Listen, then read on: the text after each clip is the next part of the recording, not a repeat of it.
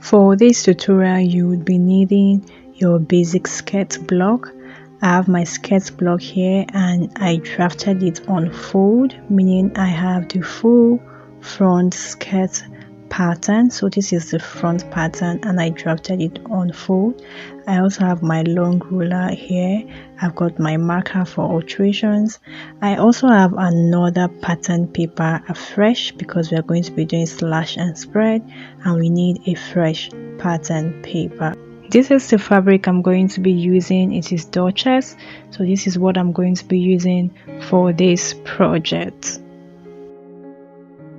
To move on, we're going to be planning how we want the drape to be. First of all, I'm going to be labeling my pattern. So this line right here is my center front. So I also have my center front on this other side of my pattern. Okay, remember this basic skirt pattern was drafted on fold, so I have the full front pattern.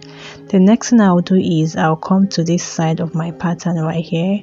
I'll mark 1 inch below the waistline, and from there I would mark another 1 inch below, and I will keep on marking 1 inch below until I have about 5 points. So I have 5 points that are 1 inch apart. Once I'm done with that, I will move to the other side of my pattern. The first thing I will do is mark 3.5 inches below, and from there I'm going to be taking 1.5 inches away. I would also mark another 1.5 inches away until I have another 5 points.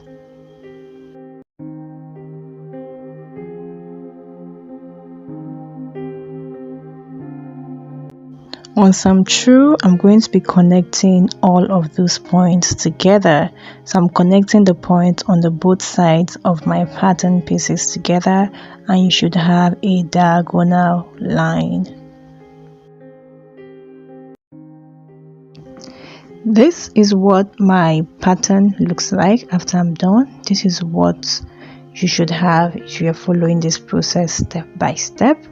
The next thing is to proceed with the slash and spread, and for this I'm going to be grabbing the fresh pattern paper I showed us earlier. I'm just going over to smoothing the edges so that I can comfortably and place my skirt pattern on it. So the first thing I'm going to be doing is I'm going to be slashing the first line.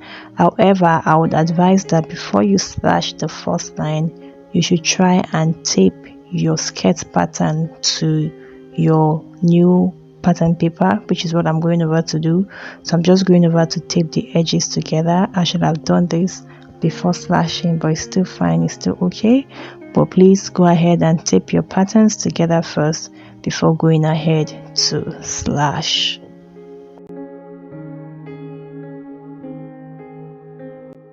Guys, it's time to proceed with the slash and spread. So I've slashed the first line and I'm going to be spreading by 4 inches. I'm just going over to open up my slash line in such a way that it is well aligned. So I'm just going over to make sure that the edges are well laid out flat, there is no wrinkle anywhere, and then I marked 4 inches, after which I went ahead to tape the pattern down.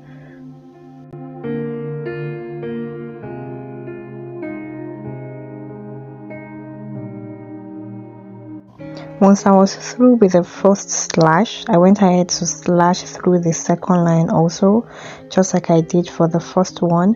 So you can see that the first one I did not slash my pattern open, but for this second one I did not intend to slash my pattern open, but I eventually did, which was a mistake, but it's still fine. So all you have to do is make sure that the points are matching up, and then I'm going to open up my pattern and mark another 4 inches, and then I'm going to pin it down again. I'm going to tape it down again with my masking tape. So you can decide to slash through if you want. You can decide not to slash through but slash very close, but make sure that if you slash through, you are still going to close up your pattern. So you're not going to be adding any volume to the end that you slash through.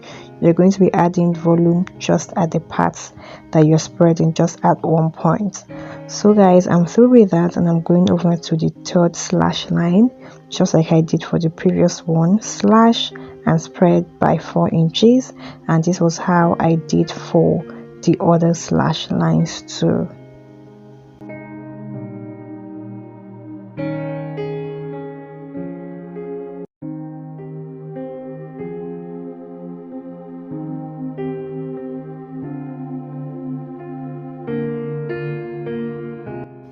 I'm through with my slash and spread, and this is what my pattern looks like so far. So what I'll go ahead and do is to just trim off the excess that I have, not so close to my pattern, but I'm just going over to take out a reasonable amount of the pattern paper that I used. I will take it out, after which I went over to use a clear masking tape to just reinforce my slash and spread. So I'm going over to use the clear masking tape to just place everything together, so that when I want to place this on my fabric later on, it becomes very easier for me and I don't have to lose any part of this pattern. The next thing I'm going over to do is to trace the edges of the skirt pattern, and to do that I'm going to be using a tracing wheel. And what I'm going to be doing is I'm going to be closing up my pattern, just the slash and spread, just the way it's going to be on the fabric. So I'll just go ahead and close up, match up those slash lines together like it was on the original pattern. After that, I'll grab my tracing wheel and then trace the edges of the skirt pattern. The idea of doing this is to make sure that you have your side seam the way it is supposed to be. It is not advisable that you just go ahead and then trim your side seam in a slant manner. If you do this, you would be short of fabric at some point. So it is advisable you use a tracing wheel to just trace the edges together while your patterns are closed up. I'm going over to repeat the same process for the second slash lines. Bring it up and close it together, grab my tracing wheel, trace the edges together, after which I'll pin it up, and once I'm done, I'll repeat likewise for the other slash lines too.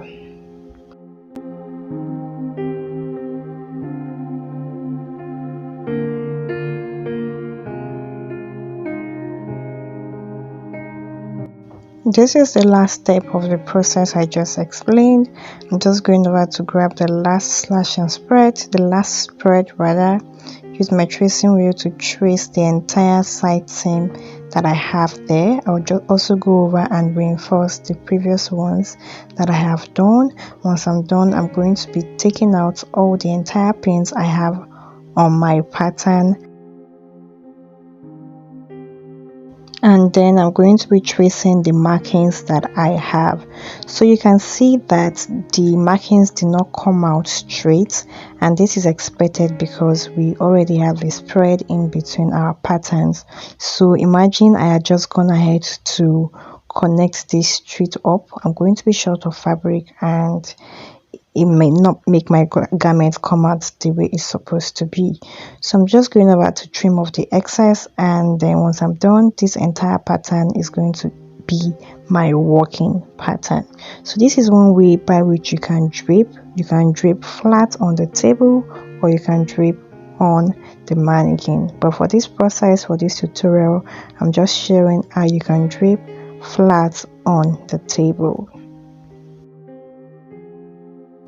This is my pattern, guys. This is what I'm going to be working on. This is what I'm going to be placing on my fabric to cut.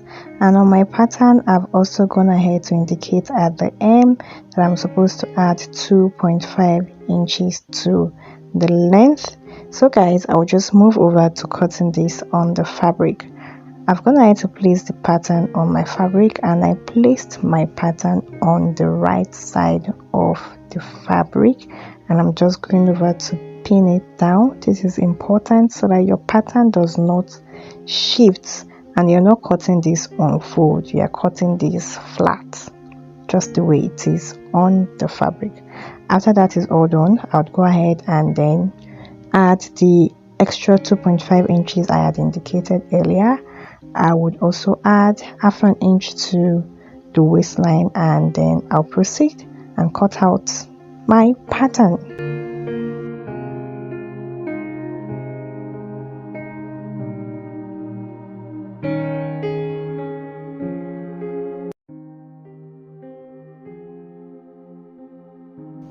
This is what I have once I was done. Now before I would go ahead and remove my pattern, in order to make the draping very easy for me, I'd go ahead and notch the areas where my spread starts and stop. So I'm just going over to transfer my spread points from the pattern onto the fabric. Please, I would advise you to do this. This would just make your life easier when you want to pin your drapes together, so that you don't end up second guessing where one slash is starting from and where the other one is ending. Once I'm through with that, the next thing is for me to align my drapes together. So I'm going over to remove my pattern, and then in order to pin my drapes, I'm going to be starting from the very last point. Okay, so I'm just grabbing the last notch that I have there. I will match it up to the next notch. After that, I'm going to be pinning it down with my office pin. Once that is done, I will grab the next notch and match it up to the next available notch above. So you can see that this just made my work easy. I'm just grabbing one notch and matching it up to the next available notch above, and this was how I was able to create my drapes.